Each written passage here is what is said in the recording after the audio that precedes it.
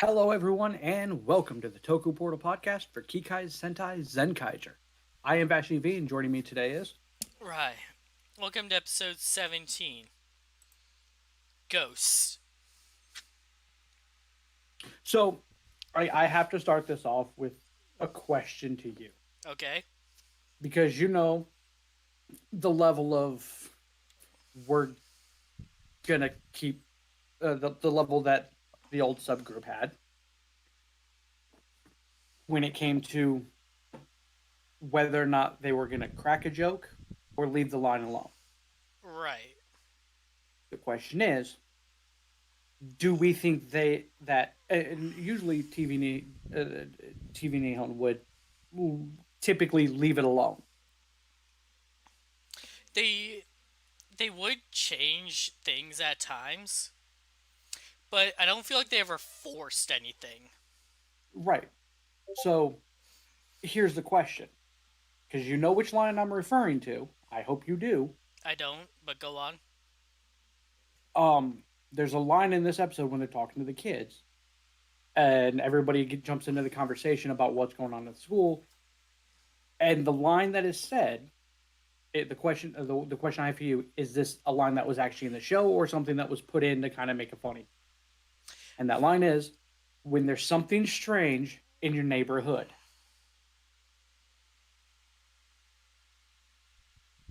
Honestly, uh I feel like Because we I can switched see it either way.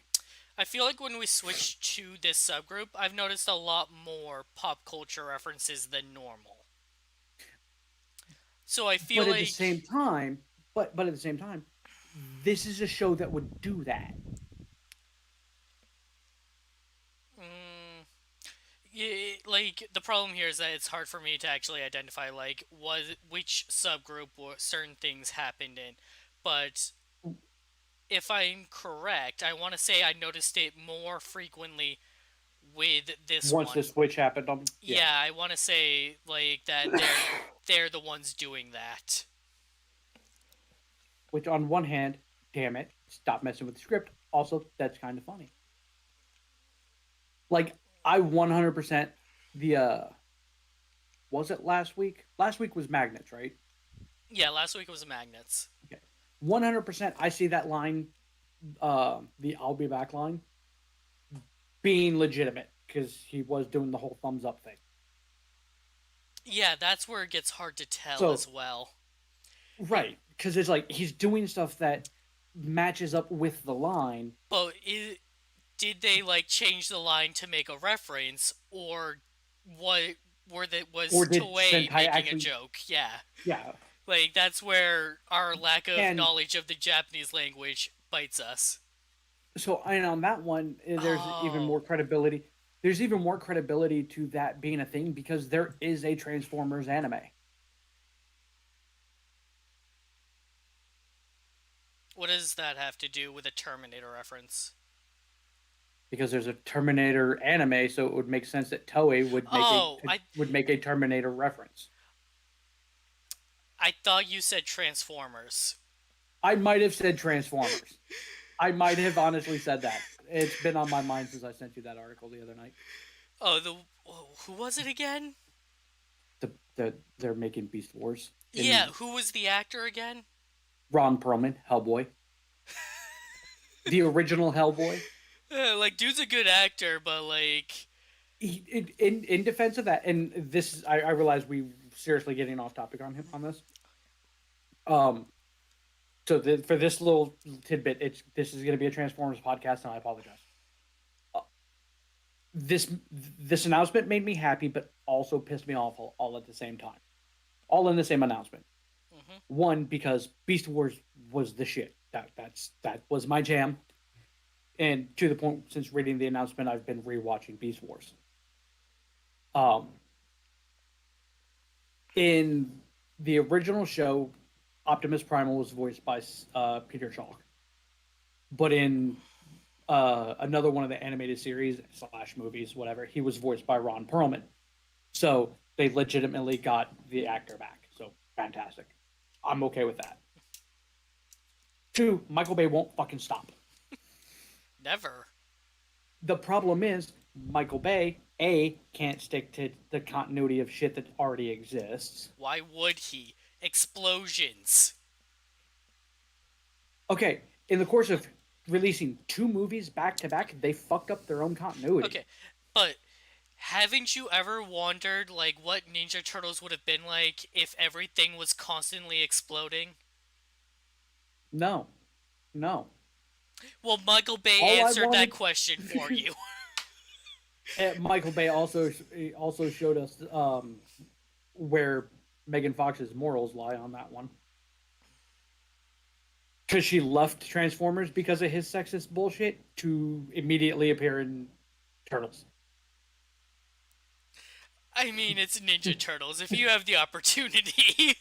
Well, yes. uh, Like the first one wasn't bad. The second one was garbage. I didn't watch either one. Like, fuck The first one, that. I mean, don't get me wrong, it was bad, but it wasn't like Transformers 5 bad. I also didn't watch anything past Transformers 3. Okay, so I'm going to explain the let's fuck with continuity thing joke that I made. So in Transformers 5, they explain that Autobots have been on Earth since like the dawn of goddamn time. Okay, that doesn't make sense, but go on.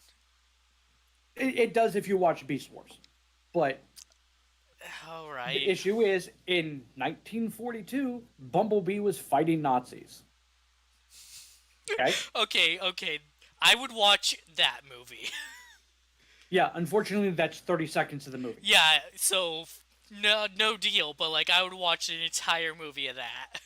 So then they released Bumblebee, which ties into Bumblebee turning into the Camaro. At the end of the movie, because he spends his whole time as the bug. I remember the commercials for that. Yeah, he starts out as the bug, and then he at the end of the movie he turns into the Camaro that then goes to the lot for the beginning of the first movie. So that continuity ties that one in. Hmm. But it's set in the 80s, and Bumblebee crashes to Earth in the 80s. Like for the 40 first years, time, yes, 40 years after he was, fighting fighting Nazis. Nazis. Yeah, okay. Michael Bay can't remember what the fuck he writes. So how does it feel knowing that Fast and Furious has a more consistent script? Fucking terrifying, considering the fact that they want to cross over with Jurassic World. But And I wish that continuity was a joke. wise, But yeah, continuity wise, outside of the time, like, outside of their bullshit of we're gonna kill Han and then retroactively put not in the fact kill that him. somebody else. Well, no. Well, first it was we killed Han, then we went back and retroactive it that it was somebody else that we never saw because they said it was Shaw's brother did it. And then now he's not dead because Mr. Nobody just made it look like he died. I'm like, no, fuck all of that. Oh yeah, and the guy that's all about family had a brother that was That never nobody- mentioned. Right. You watched the screen. You watched Pitch Meeting too, didn't you? Yes, I did, because why would I bother watching the movie? Because at this point, Fast 50 is going to be them going to the moon to fight James Bond. You think it's gonna take that long? I'm hoping. I realize they went to space in this fucking movie. Exactly, they're already halfway there. Fucking Goldfinger is waiting on the moon. Jesus fucking Christ. Anyways, back to the whole Transformers thing before we actually get into the episode. The issue with continuity for this is the movie is going to have the Autobots, the Terracons, which were an entire separate thing, and the Maximals and Predacons, which those were from Beast Wars. Here's the problem with continuity for this.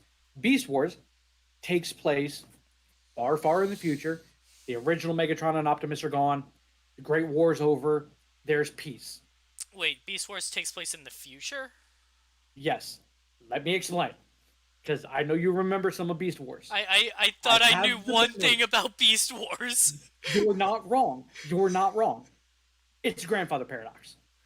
So, the start of the show, they're chasing Megatron through hyperspace wormhole and end up, because they're just following Megatron, pre proto Earth, proto human Earth. Yeah, and the end of it, they all end up back where they're supposed to be That's why. because Megatron stole a golden disc, which is some relic that showed that Earth was the planet that had the giant, massive source of energon, and he time traveled back. The course of using the golden disc to navigate, ended up going back in time, but during the fight with Optimus and all them, the ships ended up off course and ended up way further back than they should have. Yeah, that's the plot of Beast Wars. That's how it starts. Why? Because they wanted to shoehorn the fact that they landed on Earth before anybody else did, and to have a moment where they point out that Optimus Prime and the Ark had crashed on Earth well before humans, and they that way they could have the whole "let's protect our ancestors" scenes. It made no sense. It was stupid. A lot of Beast Wars was Okay. dumb. Okay. But Michael Bay is going to have all three of those together, and they're two distinctly different fucking points in time. So Okay. unless they're going to have some stupid time travel bullshit, which to be fair, Beast Wars did, but this is Michael Bay, he's just going to be dumb All right. and film half of it in China. let let's shove that aside. We're still not going to talk about the episode because I have something else. Okay. So we were talking about subs adding pop culture references. I just remembered something, which is that some of the references I was thinking of weren't actually from this show. They were from My Hero Academia on Crunchyroll. I've been watching it with my roommate. Oh yeah, that's pop And culture reference. I just remembered that I've been seeing a lot of those, and I'm not even sure if those are legit or if those are forced. Because I'm gonna say that. So here's my thought on that, because I have seen it from both on Crunchyroll and Funimation and subgroups. They're all the same. Really? Yes. Okay. There's some slight tweaking from Crunchyroll to Funimation. Right, because Crunchyroll does change things to localize it. And Yeah, Funimation does not. I'm not even just talking about cutting out honorifics. I mean, like, I actually caught them changing a sentence and its meaning. Oh, yeah. Which is, they're talking to Ida. Ida always uses ore. But when they're, opening up and getting personal, and Ida starts talking about his older brother, he says Boku. To which the others call him out on it. But that's not what the subtitles said. They emphasized a different word so they didn't have to bother explaining that there are different words meaning I. They didn't want to make the X-Aid joke. Pretty much. Like, honestly, it's one of the reasons why I stopped using Crunchyroll for the majority of my subtitles. I will for the ones that aren't on Funimation or that I can't get through the other companies that are actually subtitling this stuff, because I can't deal with half of that. Also, the characters will constantly talk about being in a pinch, which is a very identifiable word when they say pinch in English. Yes. And the subtitles don't use that word. Yeah. They will use. It's like they pulled out a thesaurus to find any other words they could use, so they didn't have to keep using the word pinch. Which is sad. It's bad when the dub does a better version of non-localizing than, or the dub does a better job of non-localizing than the sub does. Like, that's the problem with localization. It's the mentality of, you need to change this to reflect the audience. But I don't want that. I want to learn about the other culture. Right, and honestly, that's 90% of the people that are watching anime. To be fair, it really is. Or watching these shows. We don't care about the fucking localization. Because we remember the Q Ranger incident we had, where I ended up watching a different version. Oh, It was Leo just Red. no. Well, aside from that, um, it's when they went and found the girl that led up that was supposed to lead him to Orion, Okay. the one who ends up in love with Lucky, and they called her Maya. Oh, they changed her name. That's They right. changed her name. You don't do that. I'll give you three guesses at who supposedly did that one. I couldn't even begin. Yes, you can because we're watching them. Supposedly, for everything I read, that was one that was there. That episode was subtitled by who we're using now. Apparently, they've gone back and fixed it Yeah, I bet. I bet they received a ton of backlash for that. because apparently it was the first time they'd done it. I'm like, yeah, no, Like don't change people's names. it had to have been like a new recruit or something. Had to have been, and nobody caught it. Like that's a huge thing. Like as much as I bitch, moan, and gripe about the whole Leo Red shit, Like okay, I can give that a I pass disagree with the that you translated their names, but whatever. because that one, they're while yes, they are saying Shishi Red. Shishi Red is Leo Red. You're not changing anything other than making it so we know what Shishi means. Like the reason I would say you wouldn't translate their names is because, say in Ninja, they specifically go with the Japanese word. So Aka Ninja. If you Right, translate that to Red Ninja, then you're actually translating it wrong. right. Uh, Other Whereas, Sentai but make it an explicit point to use the English word for the color, but Ninja specifically decided to use the um, Japanese words. and they've done that through a lot of Sentai. The originals were Owl Blue or Owl Ranger, Aka Ranger, and all that. But what made it bad for Q Ranger was the fact that in the episodes when they transformed, it put the splash in the background with the name in English letters that straight up said she read. What did they do for Koguma Sky Blue? Did they straight up type out Little Dipper Sky Blue every time? No, it was Ursa Minor Okay, because it that's was Ursa Minor because the constellation for that one was supposed to be okay. Ursa Minor, and then his big form was Ursa Major. Okay, that's better, but still. Yeah, but yeah, that's what they did, Ursa and it Minor was Sky Blue. I forget what they did for Kajiki. It's something started with a D. Kajiki Yellow. He was a swordfish. It started with a D? I don't know. Yes, it started with a D. I don't know constellations enough for that. I don't either. But yeah, it's like, but yes, I guess that is a decent enough segue back into Okay. the episode. So, if you were skipping ahead of all of that bullshit looking for the part where we actually talk about the episode, it starts here. So, welcome to Kikai Sentai Zenkaiger episode 17. We're already almost 20 minutes into this. Yeah, we are. We're I'm not. dropping an I'm dropping a comment saying that when that the podcast proper starts.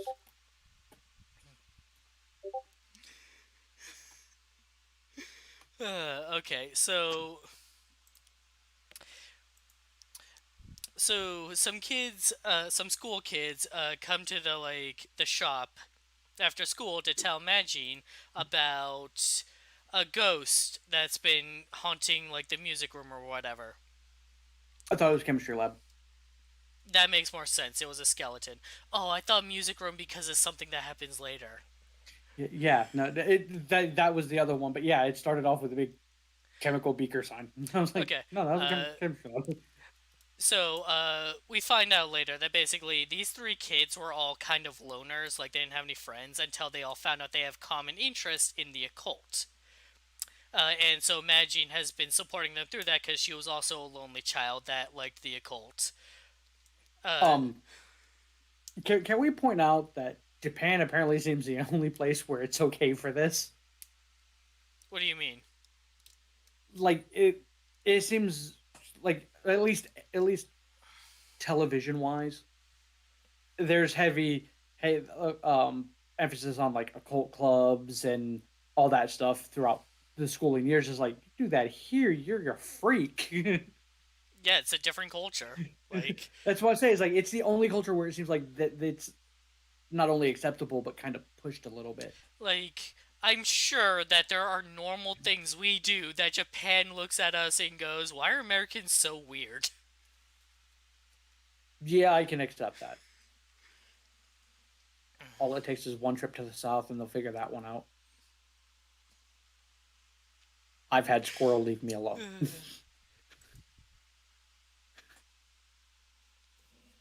Okay, so everyone's going about their normal business when suddenly people just start tripping over nothing. There's a bunch of uh, things in the way, but no one can see anything, but they can feel them. This Uh, was. and Zox immediately picks out the guy, the Toji Tendo monster hiding around the corner. I mean, So, at least this one tried to be out of sight, though. right, he's covered in bandages and is wearing sunglasses. And they ask him, "So, what world are you?" He's like, "I'll never tell you, invisible," because they always say what world they Say are. the word. Oh, invisible world. Cool. You're making random things invisible. And so Zox does his transformation thing, and I love that Flint next to That him Flint's doing it is behind him and pretending to around him, do an invisible one. Yeah. and then starts dancing, doing the dance around him. It was great. Uh, if only she like tripped over one of the invisible things while she was doing it. Like Flint's a character that, at the moment, truly really serves no purpose other than to be there. She's helped out at times, so She like she has, but in the grand scheme so far, she just seems to just be there. right. She was outside of like the tech side for Zox. Um, but at least she's funny. Like as much as her character was a very abrasive to start with, because new character, entirely different personality than what we're used to, and all that. She's a delightful character, Yeah. She's very charming. especially for a character that doesn't get a lot of focus outside of screaming at people. So, because there's a monster attacking, the Zenkaigers can't go investigate ghost mysteries at the school with the kids. They have to go fight. Which leads to my favorite part of the show. Every bit of this with Majin was by far my favorite part of this episode. Right, so If Juren. only because the entire time Duran and Gowan are basically going, "Can you knock that off? That's creepy." So, yeah, Juren gets turned invisible. All three of Zox's siblings get turned invisible. And the monster gets away, and Majin realizes invisibility. There is no ghost. Someone is probably just invisible and messing with people. That will break those kids' heart. And boy, does she get vengeful for it.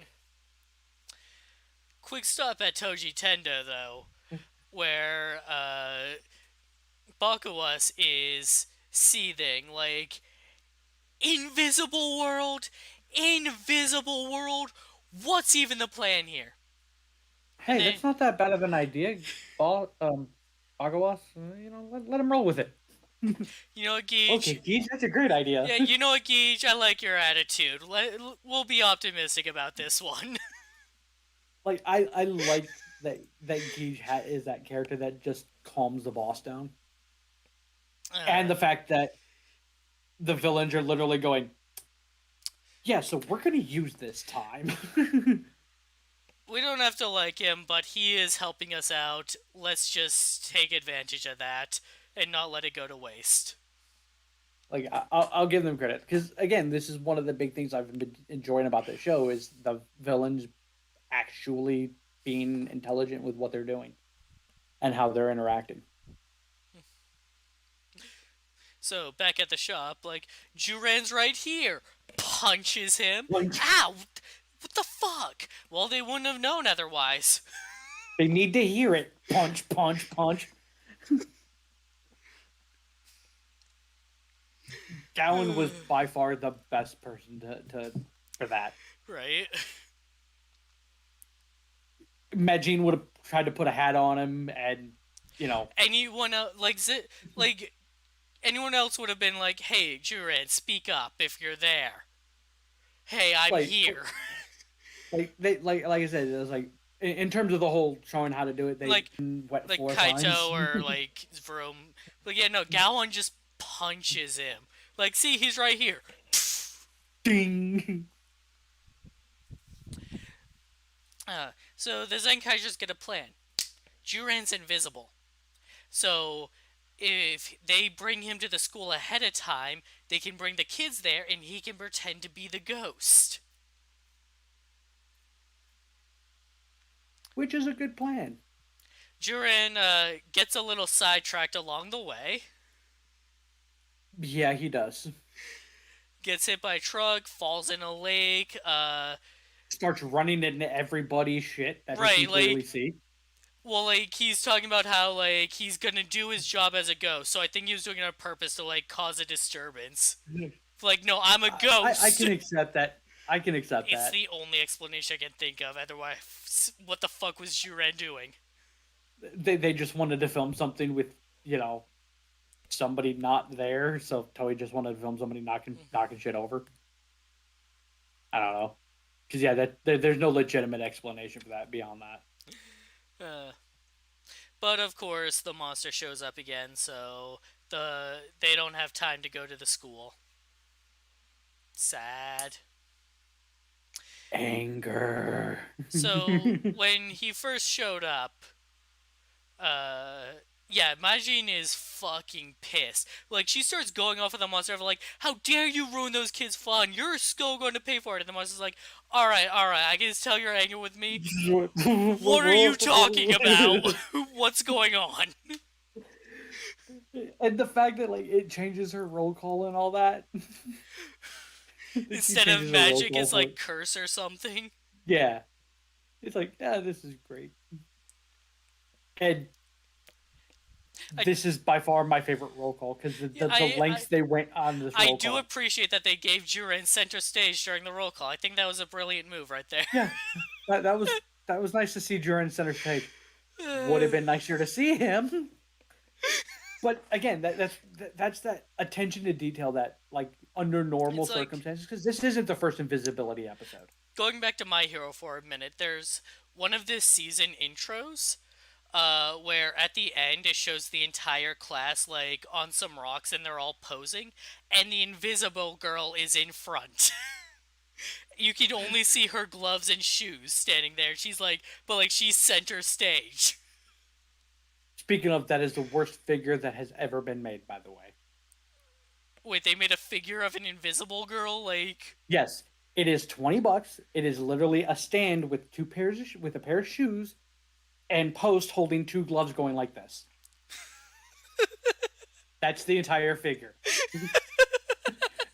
And it's $20. It is a big fuck you, because they could have at least given her her school uniform. They didn't have to leave her naked. Well, she could be wearing her hero suit. I assume she has a hero suit that is also invisible. Then why aren't her gloves invisible? Because sometimes she wants to be seen by her allies. That's the explanation for it.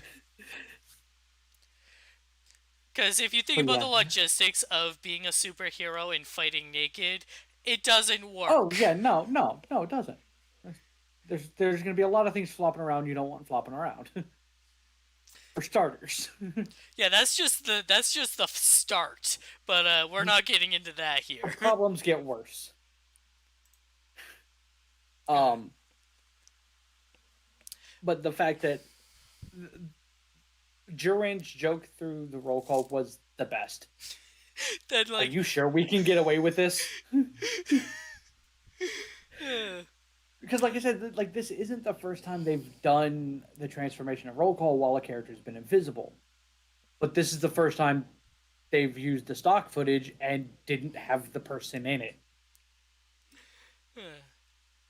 The five of us are Kikai Sentai Zenkaiger. It's Five? only Don't four you of mean you. four? No, no, he's here. He's here. No, he's Like right here. putting their arms around him. So when he first appeared, I had the question of like, can he see the things that he turns invisible? And the answer is no. See, like that was a question I had too, because throughout the episode he turns the Kinkanoids invisible. Would that mean that he would be able to see, or that Jiren would be able to see the Kikanoids because they're both invisible? It's Nope. like, nope. But Everything is invisible to everybody. but Majin's got this. She just curses the ground with nails, and so all the Kikai noids like hurt their feet. Uh Again, things I didn't think I would see in an episode. She's scary when she's mad. It's delightful too. I've always enjoyed when like the very kind-hearted character, because to be fair, that is her character in the show. Is she's the very kind-hearted, caring, compassionate um character, to watch them dive off the deep end because somebody pissed them off about something they were passionate about. It's always a delight, and she took it to an extreme. And then Kaido finishes off the grunts with the Sun Vulcan gear, which is a very one-sided game of dodgeball. Yeah, yeah, it was. I forgot how many ball attacks there were in early Sentai. Even later Sentai, like, teams will sometimes just have the one just to reference it. Like, Yeah, Magi Ranger had one in their mechs. like certain ones make sense. Like this show makes sense. Go Kaiser made sense. Everything else is just, yeah, yeah, yeah. We know, you know what you're doing. Gao Ranger technically has one if you count the armadillo. Yeah.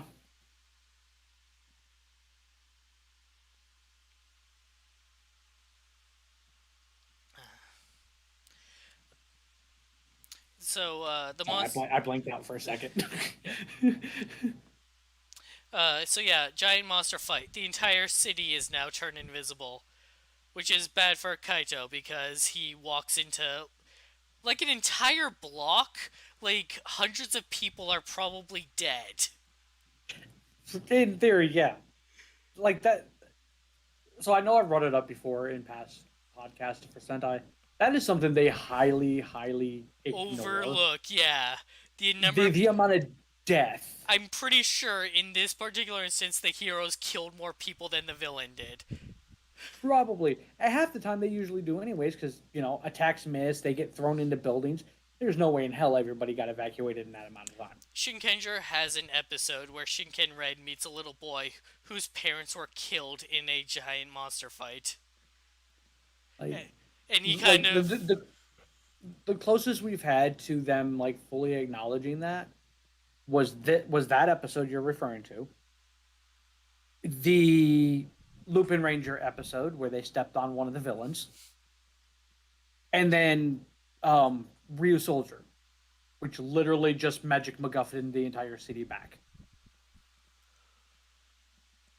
It's like, but there's not many that truly acknowledge the amount of death that has been caused, or death in general,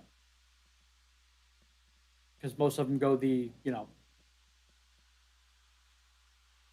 uh, Deca Ranger route of we've evacuated the city,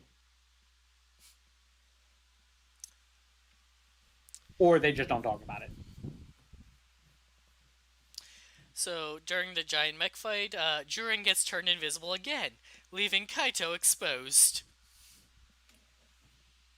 And and Toei had ran out of CG budget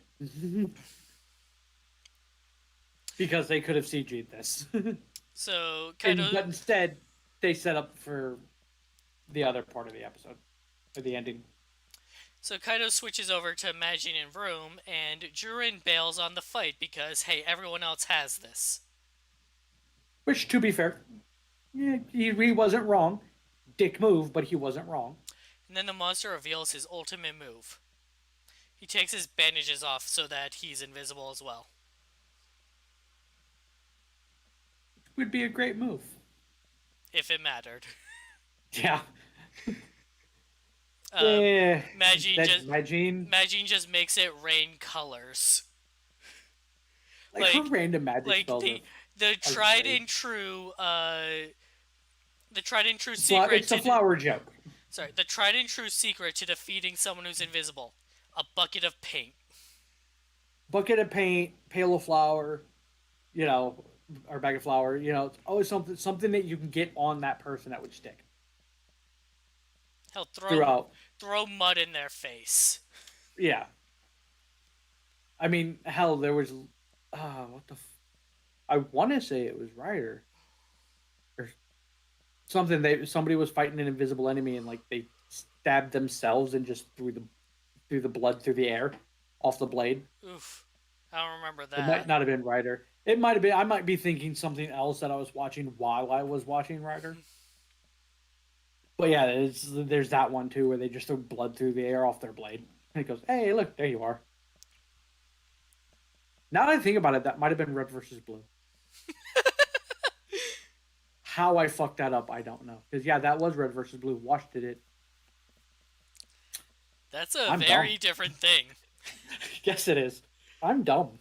So the others, the kids approach the team, as they're wondering where Juren went to tell them, like, hey, we went to the school without you and we saw the ghost. The piano was playing by itself. And then the xylophone. And And the then the drum. drum. Yeah, Juren ran ahead to, like, go in, help them out while he was still invisible. Which, good man. So it cuts to him, like, hiding in, like, the bushes as he watches to see how happy the kids are because he's visible now. And then he turns Play around with and he me. sees the very same ghost from the beginning that started the rumors in the first place. Ugh. Something that will never be discussed again. Nope. No one will Because ever believe him. well, that's just how what Toei's standard procedure. We started a series with this, and we turned it into something that wasn't, and then just for the sake of being funny, Scooby Doo. Meanwhile, back at Doji Tendo, Ichirude has a new project he wants to work on, so Stacy's allowed to act on his own for a while. But Stacy doesn't know what he wants to do. Oh, he's gonna join the team. Oh yeah, Not we know, yet. we know. It'll be a few episodes. You know what? Probably around the mid-series, so in the ballpark of like episode 22 to 25. 22 to 26 ish in that area.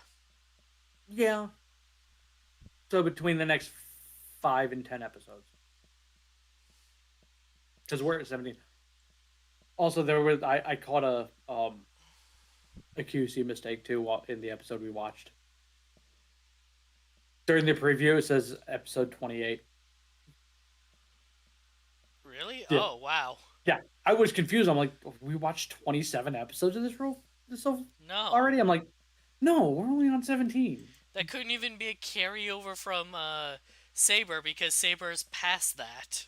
Yeah, somebody made a boo boo and didn't catch it, and nobody caught it. Oh well. No, it's Ne- one of those. It's one of those that doesn't matter. Next week is Romance World. What's going on between Jiren and Gao on there, huh? Ah, Tune in next week to find out. electric love. So thanks for And yes, that's one of the dumbest references I'll make because nobody will get that reference. not even me. So thanks for joining us tonight, everybody, and we'll be back next week for more Zenkaiger. Thank you all for listening. We will be back next week.